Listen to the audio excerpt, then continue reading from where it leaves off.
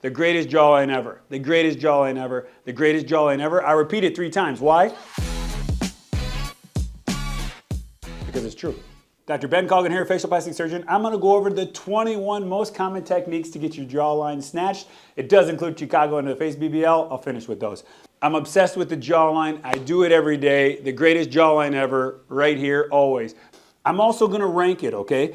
Proven, promising, fuzzy, or noise. Proven means it's worth it. We have proof. We have before and afters. We have volumetric studies. We have MRIs. It changes the jawline, makes it sharper. No questions asked. Promising means, you know what? There's some people getting some good results. We can't really figure out why. Not everybody gets good results, but TBD. Fuzzy means inconsistent. Seems like people are doing something funky. We don't know yet, time will tell. And then noise means don't waste your money. It is not gonna make your jawline sharper. Just because I say noise doesn't mean there's not other benefits, but it's not gonna significantly sharpen your jawline permanently. I'm saying that for all the haters out there who are gonna bust me up in the comments. Number 1, radio frequency to tighten the skin. Radio frequency to tighten the skin, I'm gonna put it under promising, okay?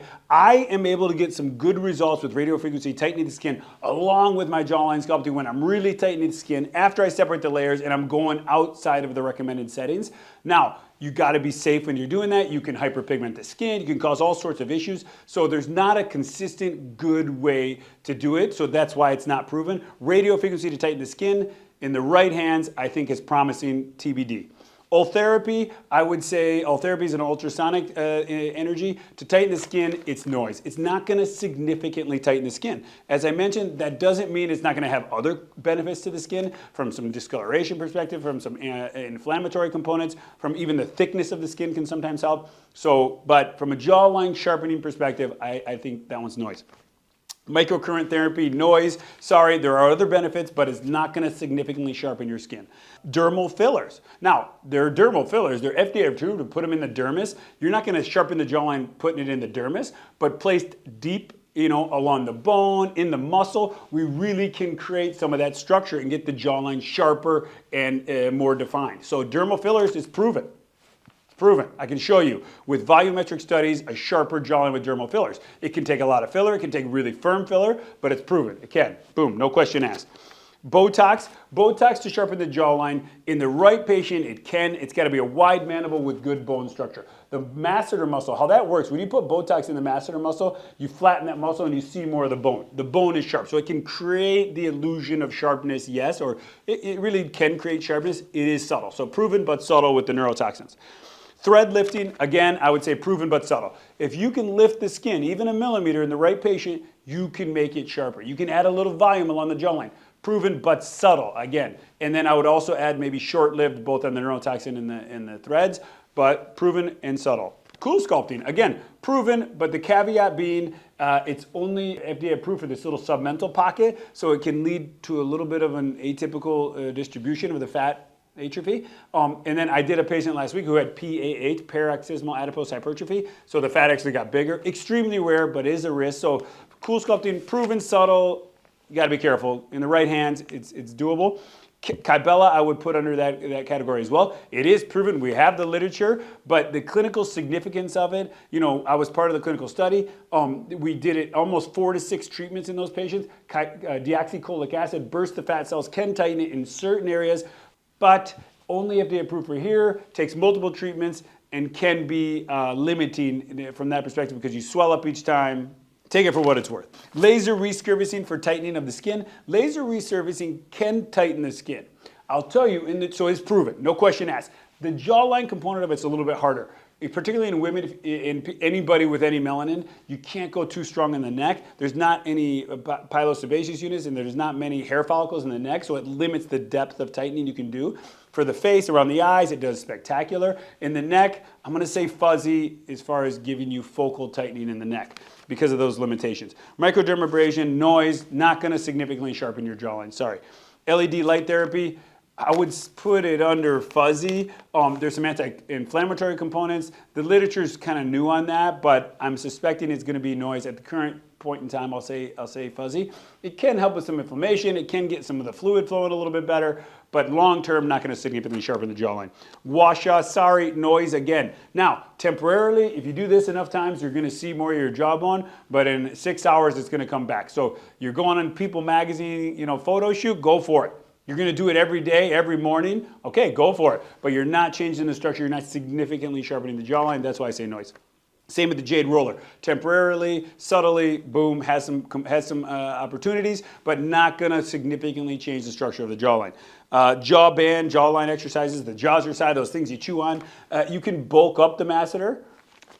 But then you go back, you're like, you just told me to flatten the masseter with a neurotoxin. So bulking the masseter can create some wideness on frontal view, but and when you bite down, it can be firm. But when you're flaccid, when you're just sitting still, it can create that roundness to the outer third of the face. So depending on what you want, I'll put it under fuzzy, just because you got to determine with what your real term goals are. The sternocleidomastoid, people with a real strong sternocleidomastoid, real strong neck muscles, it's attractive to see that muscle for many people. So that's why I think there is a component still to some of the facial exercising stuff. There's another device out there that really stimulates the facial muscles. In theory, you can get some suspension from those. So we're going to classify it under fuzzy, meaning TBD, not going to likely be very significant. You got to think about your money. Tongue posturing, mewing. This is controversial. Okay. You can definitely elevate your larynx, put it posterior and high. Your jawline's going to look better when it's in that position. Those people with high posterior larynx and hyoid bones, those are the ones with the sharp jawlines and big chins. They're lucky. Those are the people who can be overweight and have a good jawline. So you can do that temporarily. Children, we can remodel their bone. So if you had a kid and you want them to mew, you could I'm not advocating this. You could have them restructure their mandible with time. We do it with kids with Pierre Robin, these deformed mandibles. You can change them with taping and kind of constant pressure. Now, it has to be constant pressure every day, 24/7.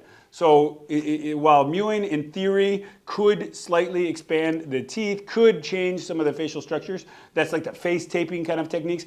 They could, if you did it 24/7 all day, every day. Otherwise, those whatever components are going to make your mandible like it is today are going to go right back. So I'll put it under fuzzy, but it's close to noise. Facial acupuncture, while there's many benefits, I think there's some good calming and anti-inflammatory components from that perspective. It's not going to significantly change the facial structure. Same with facial massage. It can make you feel good, make you look good, but those are noise from a facial jawline sculpting perspective. Chicago, my thing.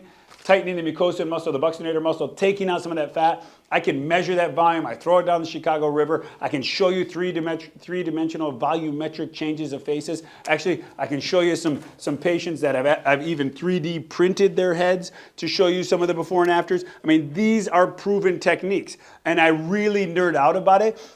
I am confident in what I do. I do it the best, and I get good results. At the same point, I'm always critiquing myself, learning, studying it, looking at the volumetric changes, figuring out how I can improve it. So from that perspective, Chicago is proven. The face BBL, same thing. These are proven techniques. I do them every day. I study them. I look at the changes. We can do more. We can do less. There's a lot that goes into it.